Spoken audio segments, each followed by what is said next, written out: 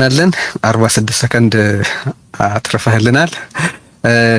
እንግዲህ ሌሎች ተናጋሪዎችም አሉ በስፋት እንግዲህ ገና እየጀመርን ነው ማለት ይቻላል። ግን ገና ከመጀመሩ በነገራችን ላይ አሁንም ከበርካታ የኢትዮጵያ አካባቢዎች ዩቲዩብ እንዳይሰራ የተደረገባቸው አካባቢዎች እንዳሉ፣ ኢንተርኔት እንዳይሰራ የተደረገባቸው አካባቢዎች እንዳሉ፣ ከሌላው በተለየ ኢንተርኔት በእጅጉ እንዲደክም የተደረገባቸው አካባቢዎች እንዳሉ በስፋት መልእክት እየተቀበልን ነው።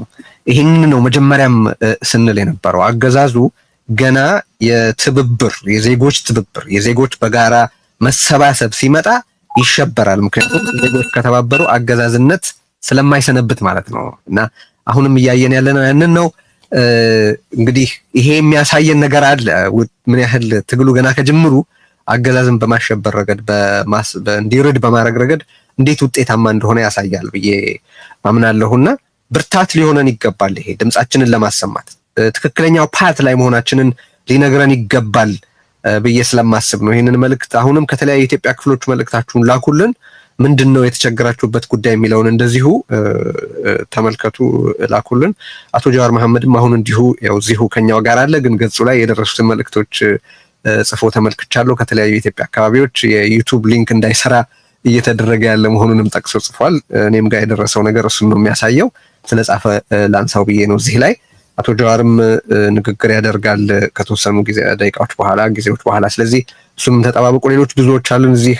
አቶ ገዱም አሉ፣ አርበኛ ዘመነም ይናገራል። በኢትዮጵያ ውስጥ አሉ የምትሏቸው የፖለቲካ ፊገርስ ይናገራሉና ይህንን በየሚዲያው የምትከታተሉት ሁሉ እየተከታተላችሁ ያላችሁበትን ሚዲያ ሊንክ አሰራጩ። ወዳጆቻችሁ ይሄንን ትዕይንተ ህዝብ እየተከታተሉ እንዳለ አረጋግጡ። የዚህ ሰልፍ ታዳሚ ለመሆን ምንም አይጠይቅም። ይሄንን ርዕዮተ ዓለም አይገድበውም፣ ሃይማኖት አይገድበውም፣ አካባቢ አይገድበውም፣ አተያይ አይገድበውም እና ይሄንን ትዕይንተ ህዝብ ላለመካፈል ምንም ምክንያት የለም። አገዛዙ ብቻ ነው ይሄንን ትዕይንተ ህዝብ ወይም ገዢዎች ናቸው ይሄንን ትዕይንተ ህዝብ መካፈል የማይፈልጉት። በዛም ምክንያት ነው ህወሓትና ብልጽግና ያልተገኙት ብለን ነው የምናስበው። ለማንኛውም ቀጣዩ ተናጋሪያችን የሚሆኑት እዚሁ ላይ እየተመለከትኩ ነው፣ አቶ አማኑኤል ሞጊሶ ናቸው። አቶ አማኑኤል ሞጊሶ የወላይታ ብሔር ተወላጅ ናቸው። የወላይታ ብሔራዊ ንቅናቄም ሊቀመንበር ናቸው። 10 ደቂቃ አሉት አቶ አማኑኤል አሁን ሀገራችን ባለችበት ሁኔታ ጦርነት እንዴት ሊቆም፣ አገዛዝ እንዴት ሊያበቃና ዘላቂ ሰላም እንዴት ሊሰፍን ይችላል የሚለውን የእርሶንና የንቅናቄውን ሐሳብ እንዲያቀርቡ ጋብዞታለሁ። 10 ደቂቃ አሉት። ይቀጥሉ አቶ አማኑኤል።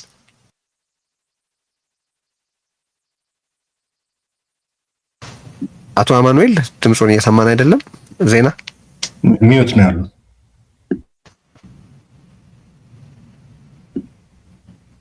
አንሚዩት ማድረግ አለባቸው። ቴዲ አንሚዩት ማድረግ እሱን ልብ በሉልን። ብዙ ደቂቃ ስለሌለን እሱን ጥንቃቄ አድርጉልን። ይቀጥሉ። አመሰግናለሁ። ይሰማቸዋል አይደል?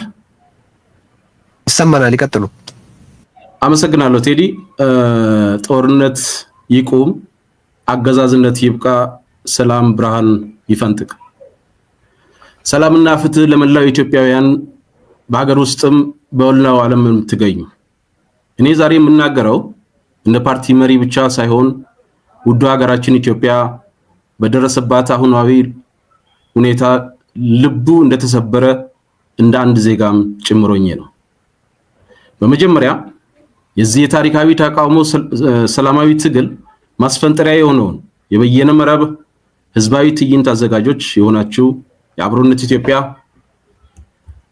ድምጻችንን የምታጎሉ ሚዲያዎች፣ በዓለም ዙሪያ የምትመለከቱት በሺዎች የምትቆጠሩ ወንድሞቼ፣ እህቶቼ፣ እናቶችና አባቶቼ እንዲሁም በአይነቱ ልዩ የሆነውን ይህን ንግግር አድራጊዎች በሙሉ እጅግ አድርጌ ለማመስገን እወዳለሁ። እውነት ከጭቆና የበለጠ ፈጣን እንደሆነች፣ ብርሃንም ሁል ጊዜ መንገድ እንደሚያገኝ አሳይታችኋል። ከህዝብ ጋር ስለቆማችሁ፣ ለውይይት ቦታ ስለሰጣችሁ፣ እውነትና የግንኙነት መሳሪያም ስለሆናችሁ እጅግ አድርጌ በድጋሚ አመሰግናለሁ። ሚናችሁ ታሪካዊ ነው። በቀውስ ጊዜ እውነት የሚናገርላትን ትፈልጋለች እና ድርሻችሁን አበርክታችኋል። ታሪክም አይረሳችሁም። ዛሬ እዚህ የተሰበሰብነው ሶስት መሰረታዊ ጥያቄዎችን ለመጋፈጥ ነው። አንደኛ፣ ጦርነቱ በኢትዮጵያ እንዴት ሊቆም ይችላል? ሁለተኛ፣ አገዛዝነት እንዴት ሊያከትም ይችላል? እንዲሁም ሶስተኛ፣ ዘላቂ ሰላም እንዴት ለሀገራችን ሊመጣ ይችላል? እነዚህ ጥያቄዎች ትምህርታዊም አይደሉም። እነዚህ ጥያቄዎች ንድፈ ሐሳባዊ አይደሉም። እነዚህ ጥያቄዎች የፖለቲካ መፈክርም አይደሉም። እነዚህ ጥያቄዎች በሚሊዮን ስለሚቆጠሩ ኢትዮጵያውያን የህልውና ጥያቄ ናቸው። እነዚህ ጥያቄዎች ልጆችን የቀበሩ እናቶች፣ ሰላም የሚናፍቁ ወጣቶች፣ በእርስ በርስ ጦርነት፣ በግጭት፣ በመፈናቀል፣ በፍርሃት የተበተኑ እናቶች ጩኸት ነው። በስራ እጦት በየከተማው ጉልበታቸው የሚበዘበዙ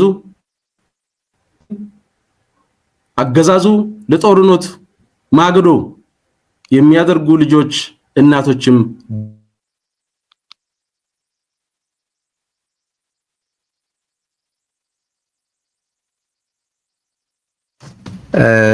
ተቋርጧል ይመስለኛል። አይደለም እየሰማናቸው አይደለም።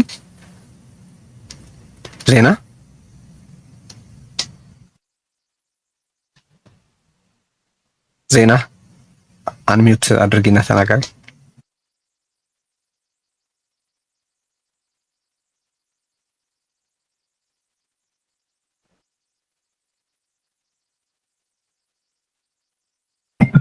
ኢንተርኔታቸው ተቋርጧል፣ ይቅርታ። እሺ እንግዲህ ይቅርታ እንጠይቃለን። ወደ የሚቀጥለው ተናጋሪ መሻገር ይኖርብናል፣ ምክንያቱም ብዙ ደቂቃ የለንም። መልእክታቸውን ቢጨርሱ እንወድ ነበር። በነገራችን ላይ አሁንም ብዙ መልእክት እየተቀበልኩ ነው። ኢንተርኔት እየሰራ አይደለም ማለት በብዙ ኢትዮጵያ አካባቢዎች ዩቲዩብ ብሎክ ተደርጓል። በአንዳንዶች ቦታዎች በጣም ኢንተርኔት ተዳክሟል።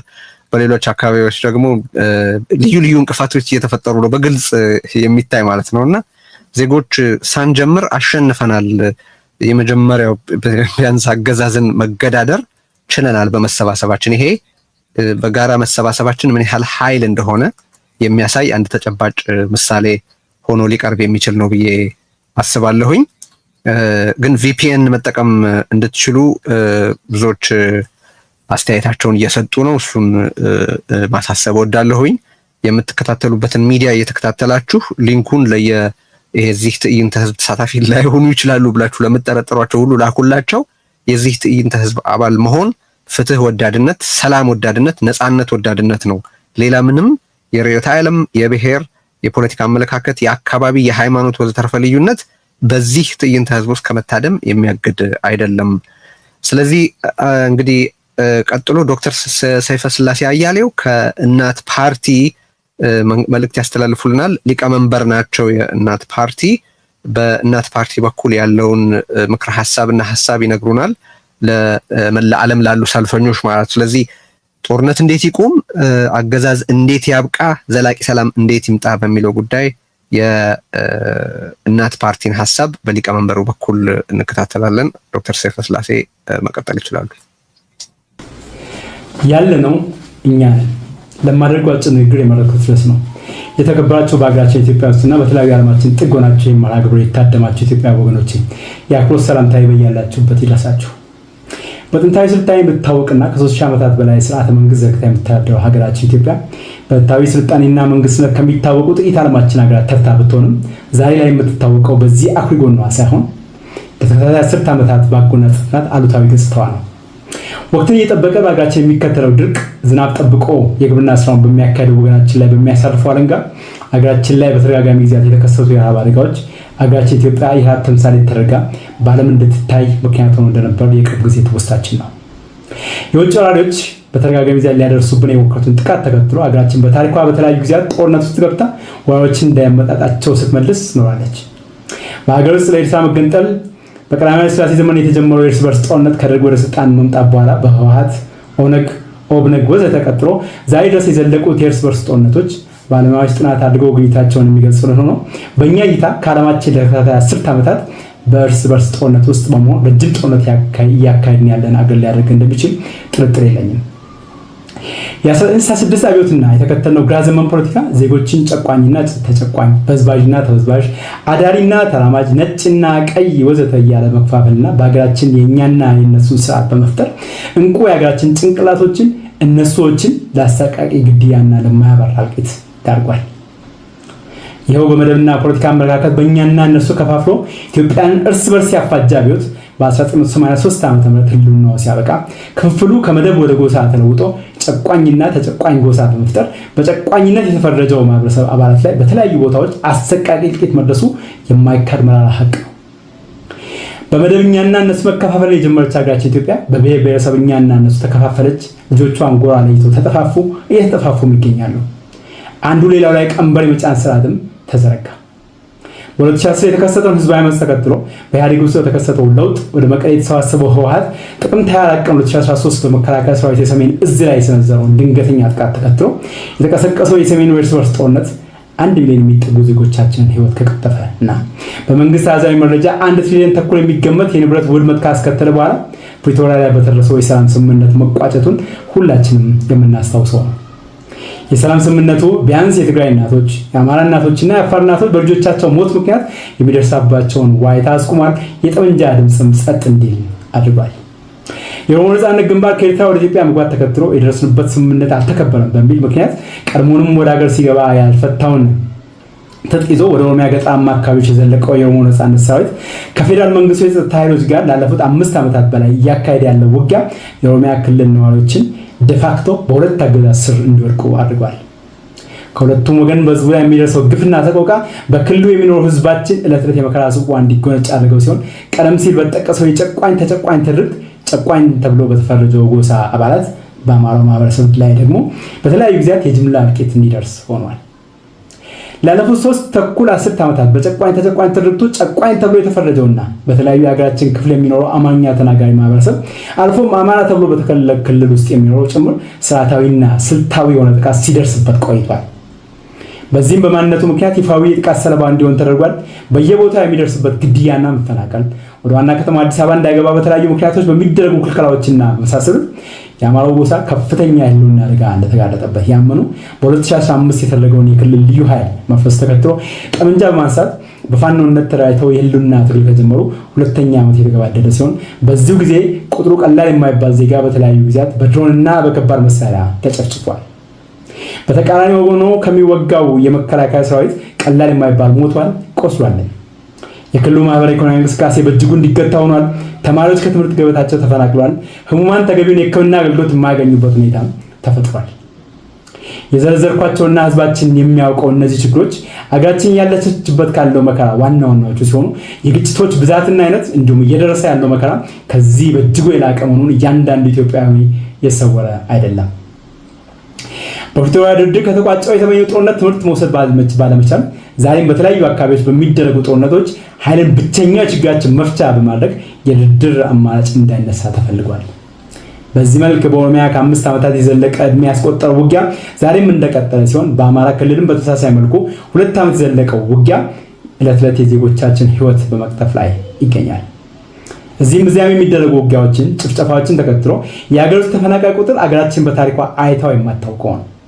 ከዚህ ጎን ለጎን በመቶ ሺዎች የሚቆጠሩ ዜጎች በአዲስ አበባ ዙሪያ ከተመሰረተው የሸገር ከተማ በህይወት ዘመን ቁጠባ የሰሯቸው ቤቶች ፈርሰው እንዲሰደዱ ሆነዋል። በኮሪደር ልማት ስም በመላ ሀገራችን ብዙዎች ከነበሩበት ተፈናቅሏል። ከህግ አግባብ ውጭ ንብረቶቻቸውን ሙሉ በሙሉ ወይም በከፊል አጥተዋል። በኢኮኖሚው ዘርፍ ሀገሪቷ በማታውቀው መልኩ ለተከታታይ ዓመታት የዘለቀው የዋጋ ግሽበት የብር የመግዛት ኃይልን በእጅጉ አዳክሟል። የዋጋ ግሽበቱ ምንም እንኳ ሁሉም ዜጋ ላይ ጫናው የሚንጸባረቅ ቢሆንም በተለየ መልኩ ደሞዝ ተከፋይ የሆነ የማህበረሰብ ክፍል ላይ ጠንካራ በትሩን ሲያሳርፍ የህዝባችን ሮሮም ሰሚ ያጣ ጩኸት ሆኗል።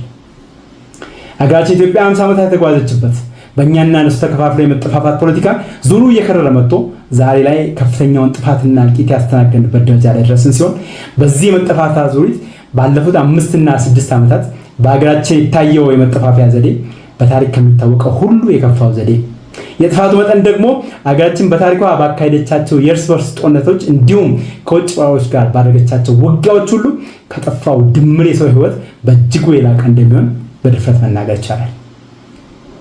እናት ፓርቲ በትብብር አብሮ ከሚሰራቸው ፓርቲዎች ጋር በመሆን ሀገር ለገባችበት ሁለንተናዊ ቀውስ ብቸኛው መፍትሄና የመውጫ መንገድ ቀድሞ ሁኔታ ያልተቀመጠለት ሁሉንም ተፋላሚ ኃይሎች ያካተተ ድርድር ብቻ መሆኑን ለፖለቲካዊ ጥያቄዎች ፖለቲካዊ መፍትሄ እንዲበጅ እንደ ሀገር የገባንበት ጦርነት በኃይል ለመቋጨት የሚደረጉ ሙከራዎች ምናልባት ጊዜያዊ ድልን ሊያቀናጅ ካልቻለ በስተቀር ዘለቄታዊ መፍትሄ ሊያመጣ እንደማይችል በተደጋጋሚ ጊዜያት ድምፁን አሰምቷል።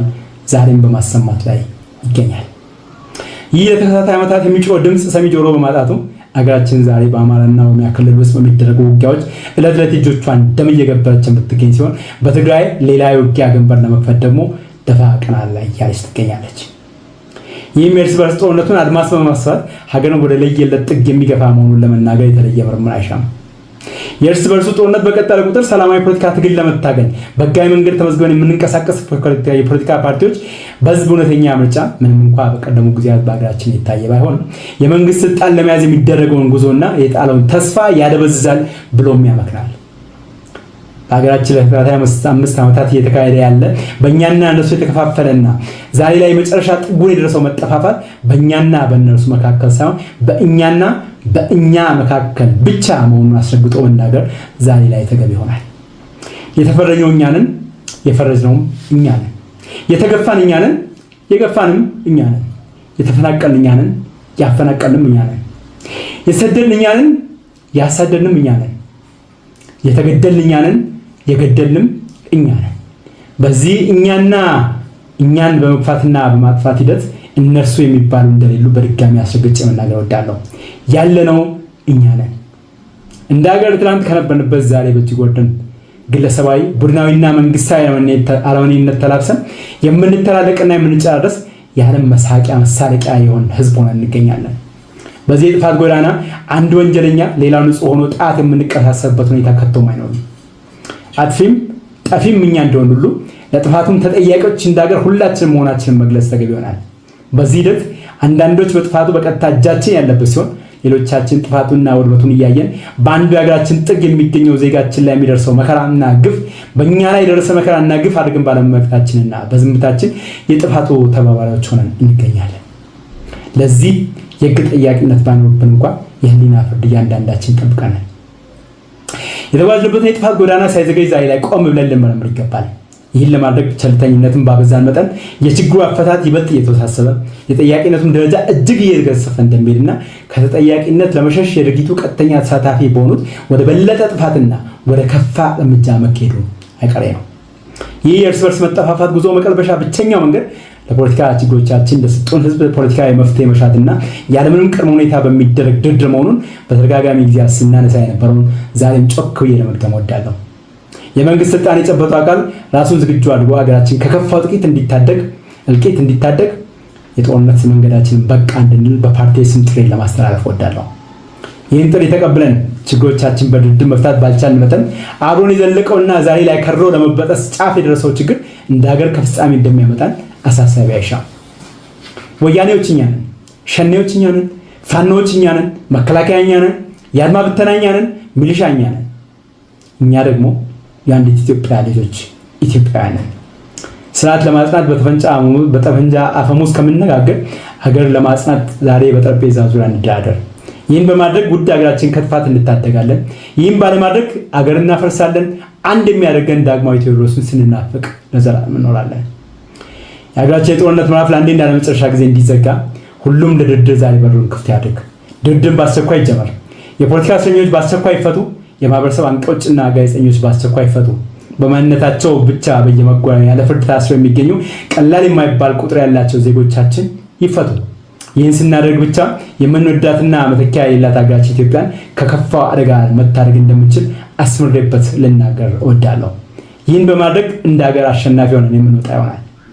የዓለም አቀፉ ማህበረሰብ በዚህ ሀገር ጫና በማድረግ እንዲሁም ለድርድር ምቹ ሁኔታን በመፍጠር ይራዳን ዘንድ ለዓለም አቀፉ ማህበረሰብ ጥሪዬን አስተላልፋለሁ። እግዚአብሔር ሀገራችን ኢትዮጵያን ህዝቧን ይጠብቅ። ስላዳመጣችሁኝ እግዚአብሔር ይስጥልኝ።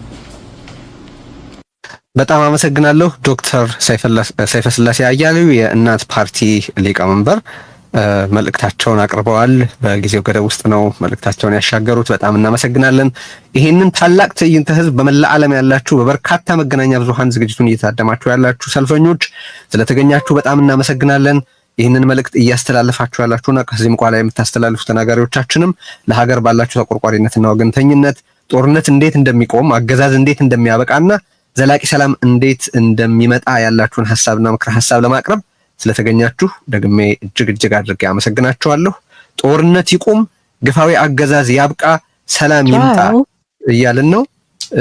እንግዲህ ተናጋሪዎቻችን ይቀጥላሉ። ኢትዮጵያ ያሉትን ቅድሚያ እየሰጠን ስለሆነ ብቻ ነው። ሌሎች ተናጋሪዎቻችንም አሉ እዚሁ ከኛው ጋር በጣም እናመሰግናለን። እንግዲህ ቀጣዩ ተናጋሪ አቶ ግርማ በቀለ ናቸው። አንድ ድምጽ ይሰማኛል? አቶ ግርማ በቀለ ከደቡብ ናቸው። የጂንካ ተወላጅ ናቸው። ጂንካን የተወለዱት በኢትዮጵያ የፖለቲካ ትግል ውስጥ በጣም ረጅም ተመክሮና ተሳትፎ ያላቸው ናቸው። አንድ ድምጽ ይሰማኛል፣ የት እንደሆነ ብታጠሩልኝ። የህብር ኢትዮጵያ ሊቀመንበር ናቸው። ፓርቲያቸው በተለይ ደቡብ ላይ በሰፊው ይንቀሳቀሳል። አንድ የተቃዋሚዎች ስብስብ ወይም ኮከስ አባልም ነው ፓርቲያቸውና ስለዚህ አቶ ግርማ በቀለ እንግዲህ የዛሬውን አጀንዳ በተመለከተ ያሉትን ሐሳብና ምክረ ሐሳብ ያቅርቡ። የፓርቲውንም የእርሶንም ይቀጥሉ። አመሰግናለሁ ቴዲ እኔ ስለገለጽከው። በመቀጠል ደቡብ ኦሞ ጂንካን ጠቅሰን የጂንካን ኮንስቲትዌንሲ 16 ብሔረሰቦች እና ህዝቦች መሆኑን እና በኬንያ እና ደቡብ ሱዳን አዋሳኝ ላይ የሚገኝ የሁለት ሀገሮች ድንበርተኛ መሆኑን ጠቅሼ የተጠቀሰው የፖለቲካ ተሞክሮዬ ከ1984 ስናፕ ኤሌክሽን እስከ ዛሬ ድረስ ኮከስ እስከተባለው ጊዜ ድረስ በህብረትና ጥምረት በትብብርና አንድነት በሚደረጉ መድረኮች ሁሉ የመገኘትና በእነዚህ መድረኮች የተደረጉ ጥረቶች አካል እንደነበርኩኝ ነው። ይሁንና እነዚህ ጥረቶች ሁሉ ምን ውጤት አስገኙ ቢባል አንዳንድ ጊዜ እንደ ድከም ያለው ገበሬ መንገድ ያርሳል እንደሚባለው ይሁን ወይስ በየጊዜው ተጨማሪ ለውጦችን ለውጡ አስተዋጽኦ እያደረገ ነው፣ ወደፊት የምናየው ይሆናል። እንግዲህ ይህንን ካልኩኝ በኋላ አሁንም በተዘጋጀው ጦርነት ይቁም፣ ግፋዊ አገዛዝ ያብቃ፣ ሰላም ይምጣ በማለት ንግግር ለማቅረብ በመጋበዜ እኔ እንደመታደል ቆጥረዋለሁ። ለሚደረገው እንቅስቃሴና ለሚደረገው ትግልም አንዳች አስተዋጽኦ እንደሚያደርግ ስለማምን ይህ መታደል ነው እላለሁ። እንግዲህ የዚችን ሀገር ጉዳይ በ10 ደቂቃ ለማስረዳት ሞከር ከባድ ቢሆንም በዕለት ተዕለት ህይወታችን እየገጠምናቸው ያሉ ፈታኝ ሁኔታዎች ስለሆነ ለሚሰማው ኢትዮጵያዊ ሁሉ ለመረዳት ብዙም አያስቸግርም የሚል ግምት አለኝ። በዚህ ግምት መሰረት እንደሚከተለው አቀርባለሁ። ሆኖም ከሙከራዬና ጥረቴ ባሻገር የሚዘልቁ ጥያቄዎች አይኖሩም አልልምና እነዚህ ጥያቄዎች ቢኖሩ በአድራሻ ተገኝተን ተጠያይቀን መልስና ማብራሪያ እየተሰጠን እየተከራከርን እንድናዳብረው ከአክብሮት ጋር ዝግጁ መሆኔን እገልጻለሁ። በአጠቃላይ የሀገራችን ተጨባጭ ሁኔታ በጥቅል ስናስቀምጥ ብዙም መዘርዝርና ትንተና የሚጠይቅ አይመስለኝም። በዛሬ ላይ በአሁኑ ወቅት ሐኪሞቹን በኢትዮጵያ ውስጥ ትልቁን የተመረጠ የሚቀናበት ህይወት ይኖራሉ የሚባሉ ዶክተሮችን ጨምሮ ለየትኛው የህብረተሰብ ክፍል በኑሮ የሚገለጽ መሆኑን ሰሞነኛው የሐኪሞች ጥያቄ እውነታውን የሚያሳይ ስለሆነ ብዙ ትንታኔ የሚጠይቅ አይደለም። ስለዚህ ብዙ ሳንደክም መግቢያውን እናጠቃለውና ቀጥታ ወደ ገደለው እናምራ። ልጆቼ አዲስ አበባዎቹ ልጆቼ ጋር ለመግባባት ያጠናሁት አራድኛ አገላለጽ ነው። እንግዲህ ጦርነት ለምን ይቁም? አንዱ ጦርነት ይቁም ብለናል። ለምን ይቁም ስንል የሀገራችን ዘመናዊ ፖለቲካ ከተጀመረበት ከ60ዎቹ ጀምሮ ሴራና መጠላለፍና መወነጃጀል፣ አግላይ ጠቅላይ የፖለቲካ አስተዳደር፣ የፖለቲካ እውቀትና ጥበብ ሆኖ የሚታይበት ዓለም በተለይም በሀገራችን ከጅምሩ ይህ አስተሳሰብ ስር የሰደደ መሆኑ ፈተናችንን በእጅጉ አክብዶታል። ጦርነት ሁሉን ነገር የሰው ልጅ ሕይወት የሚቀጥፍ፣ ሀብት ንብረት የሚያወድም፣ ልማት የሚገታ፣ ኑሮና ሕይወት የሚያቃውስ በጥቅሉ ጎጂ መሆኑ ለማናችንም ግልጽ ነው። በተለይ ደግሞ የእርስ በርስ የወንድማማቾች ጦርነት ሲሆን የሚያስከትለውን ጥፋትና ውድመት መገመት ከባድ አይሆንም። ከሁሉም ወገን የሚሞተው የአንድ ሀገር ዜጋ ነው። የሚጠፋውና የሚባክነው የሚወድመው ከሁለቱም ወገን ለጦርነቱ የሚወጣው ወጪ ሁሉ የሀገር ሀብት ነው።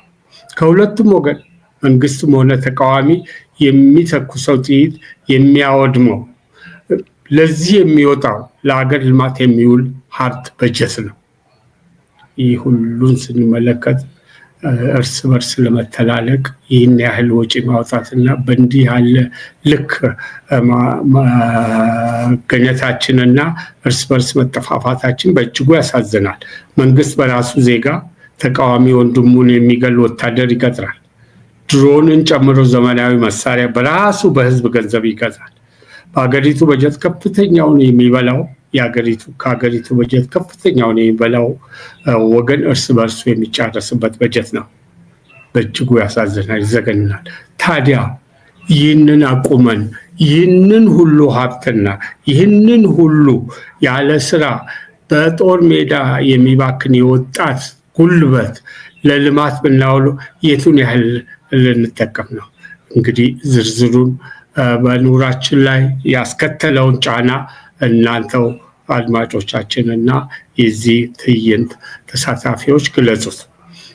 ስለዚህ ጦርነት ወንድምና ወንድም እንዳይገዳደል፣ ሀብትና በጀት ለጥፋት ሁሉ የኑሮ ውድነት እንዳይኖር፣ የወጣት ትኩስ ኃይል አውዳሚ ተግባር በመዋሉ ምርት እንዳይስተጓጎል፣ ገበያው በድርቀት እንዳይሰቃይ፣ በአራቱም አቅጣጫ የምናየው አሰቃቂ የእርስ በርስ እልቂት ያስከተለው ግጭቶችና ጦርነት በአስቸኳይ እንዲቆሙ ማንም ጤናማ አእምሮ ያለው ዜጋ ሊጮህ ይህ ጦርነት ይቁም ሲል ሊታገል የሚገባው ነው እንላለን። ሁለተኛው ግፋዊ አገዛዝ አለ ወይስ የሌለውን ነው ያብቃ የምንለውን ስንመለከት በሀገራችን የነፃ ተቋማት ግንባታ የቱ ጋር ነው? ከዚህ በፊት ይህ ስርዓት በሚመጣበት ጊዜ ከ7 ዓመት በፊት የነፃ ተቋማት ግንባታን ለማረጋገጥ ተብሎ ከየቦታው በመንግስት ላይ አኮረፉ የሚባሉ በመንግስት ውስጥም ይሰሩ የነበሩ እነ ብርቱካን ሚደቅሳን፣ የፍትህ ሚኒስትሯን፣ የሰብአዊ መብት ኮሚሽነሩ ዶክተር ዳንኤል በቀለ የት ደረሱ? ለምን? የዜጎች ሰብአዊና ዲሞክራሲያዊ መብት መከበርና መልካም አስተዳደር ዙሪያ ከዓለም አቀፍና ሀገር በቀል መንግስታዊ ያልሆኑ ድርጅቶችና መገናኛ ብዙሃን መንግስታዊን የኢትዮጵያ ሰብአዊ መብቶች ኮሚሽንና እንባ ጠባቂ ጨምሮ እያደመጥን ያለነው የእውነት የሚያሰኛን ነው ወይ? የምንሰማቸው ሪፖርቶች ምን ይላሉ? የፍርድ ቤቶች ውሳኔ አሰጣጥ ላይ የሚሰማው ሮሮ የቀበሌ አስተዳደር ካድሬ አመራሮች የሚፈጽሙት ግፍና በደል ተጠያቂነት እጦትና ፖለቲካውን አትንኩት እንጂ ተብሎ የሚፈጸመው ሙስናና ሌብነት ወዘተ ለክሽፈታችን ከበቂ በላይ ማሳያ ናቸው። እነዚህ ባሉበት እንዴት ሀገራችን ልትቀጥል ትችላለች የሚለውን ጥያቄ መመለስ በጣም ከባድ ስለሆነ ይህ አይነቱ አስተዳደር የከፋ አገዛዝ ስርዓት ይቁም እንላለን። ሰላም ይስፈን ስንል ለምን? ሁሉም ነገር የሚቻለውና የሚሆነው በሰላም ውስጥ መሆኑ ተዘንግቷል። የፖለቲካ ትግሉ፣ ፉክክሩ፣ ምርጫው፣ ውይይትና ድርድሩ የሚኖረው ሀገርና ሰላም ሲኖር ነው።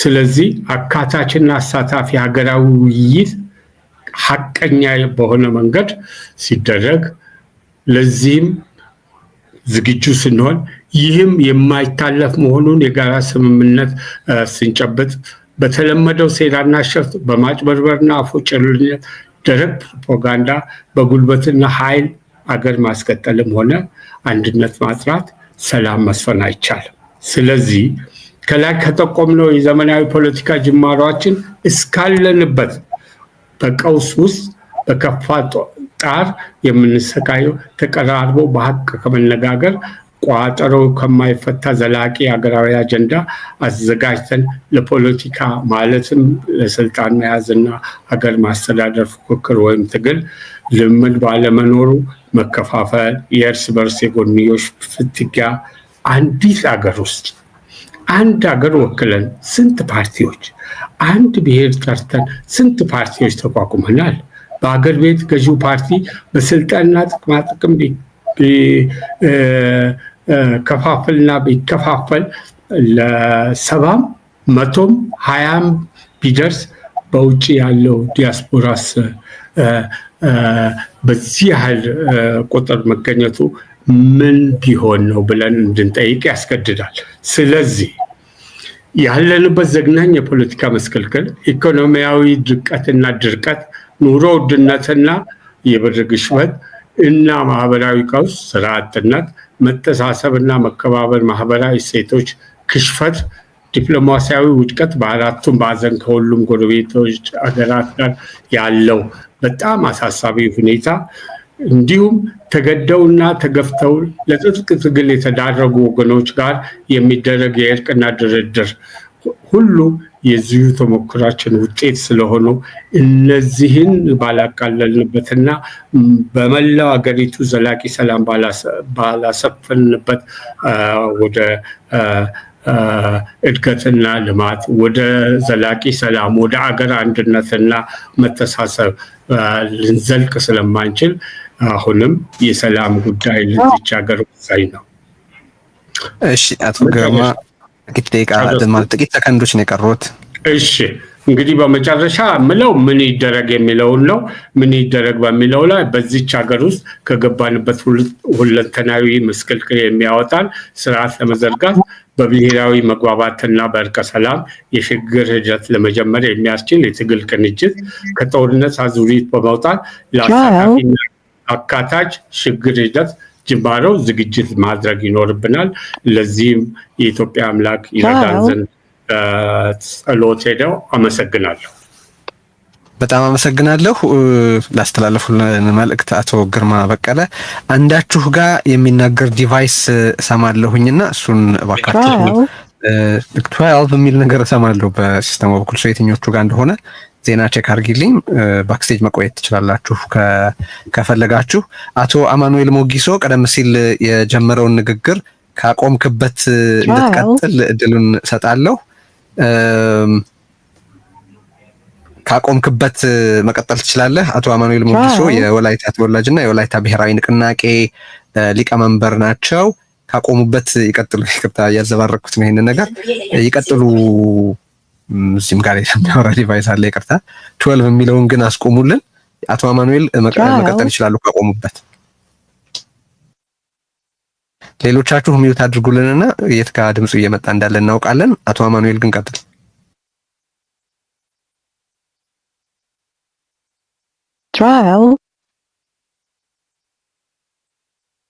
አቶ አማኑኤል አንሚውት ያድርጉ። አሁን ይሰማችኋል? አሁን ይሰማናል። ሊቀጥሉ። እሺ አመሰግናለሁ።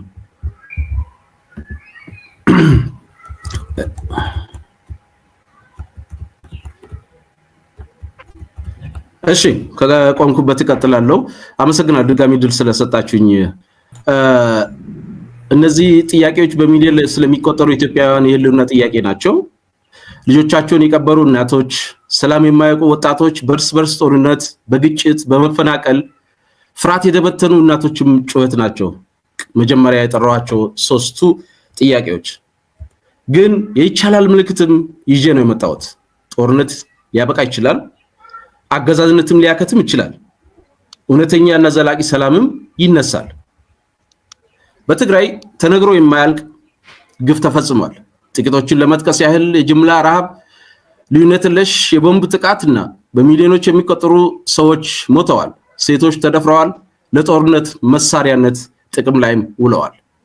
በአማራም በኦሮሚያም መንደሮች ጠፍተዋል፣ ህፃናት ሰለባ ሆነዋል። ሰው አልባ አውሮፕላኖች የዕለት ተዕለት ሽብር መንስኤ ሆነዋል።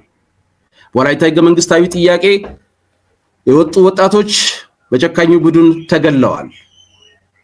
አካል ጉዳተኛ ሆነዋል፣ ተሰደዋል፣ ከስራም ተፈናቅለዋል። በቂ ወንዶች እና ሴቶች ልጆችን ቀብረናል። ሀገር እየወደመች ነው። ይህ ህግ ማስከበር ሳይሆን የሀገር ውድቀት ነው። ብዙ ሺህ ተማሪዎች ከትምህርት ገበታ ውጪ ሆነዋል። ገበሬዎች መሬታቸውን ለቀው ተሰደዋል። ኢኮኖሚ በጦርነት ወድሟል። የተረፈው በብልጭልጭ ፕሮጀክት ባክኗል። ሰራተኛው መኖር አቅቶታል። የሀገር የስኬት ምልክት የሆኑት ዶክተሮች፣ ሐኪሞች፣ መምህራን ራበን እያሉ እየጮሁ ነው፣ ግን ሰሚ አጥተዋል። ይህ ማህበራዊ ክሽፈት ነው። ይህ ያገዛዙ የጦረኛ ፖሊሲ ውጤት ነው። በኢትዮጵያ ጦርነት ማብቃት አለበት። ጦርነት ማብቃት ካለበት ተነጎዲያ ነገ ሳይሆን ዛሬ ማብቃት አለበት።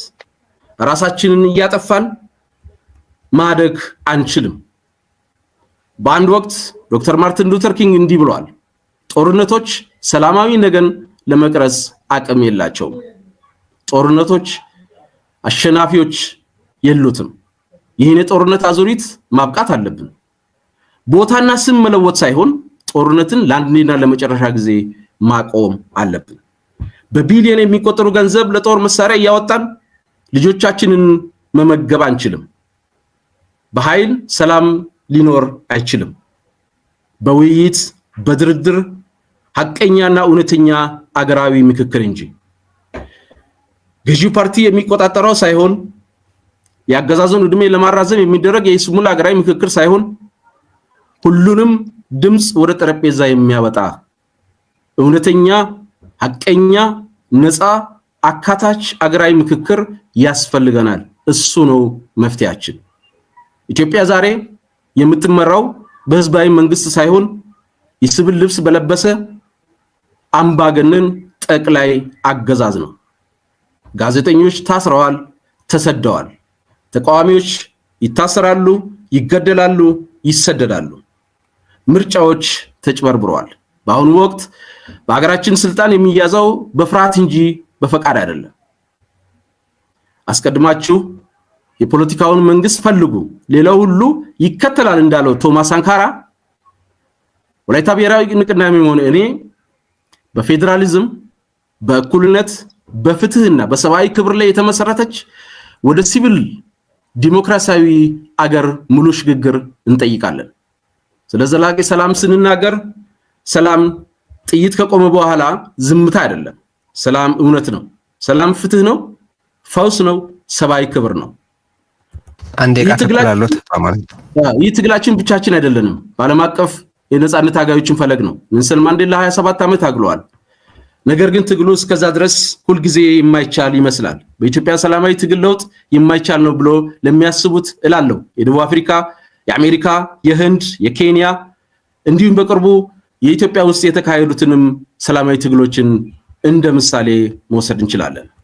ስለዚህ ሁሉም በግልጽ እንበል፣ አሁን በኋላ አምባገነንነት የለም፣ ከእንግዲህ ጦርነት የለም። አዎ ወደ ሰላም፣ አዎ ወደ ዲሞክራሲ። ለተቃዋሚ ፖለቲካ ወገኖች ህዝብ እየተሰቃየ እርስ በርስ ጠላትነት አያስፈልግም። ዲሞክራሲ ውስጥ መወዳደር እንችላለን።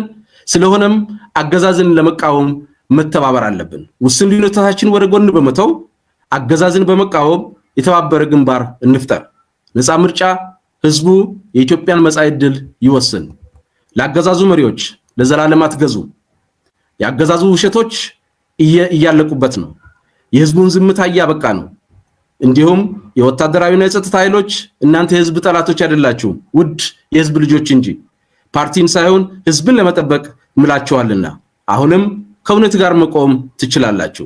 ውድ ኢትዮጵያውያን፣ የመንግስት ሰራተኞች፣ ምሁራን፣ ጋዜጠኞችና ባለሙያዎች ዝምታ ገለልተኝነት አይደለም፣ ትብብር እንጂ።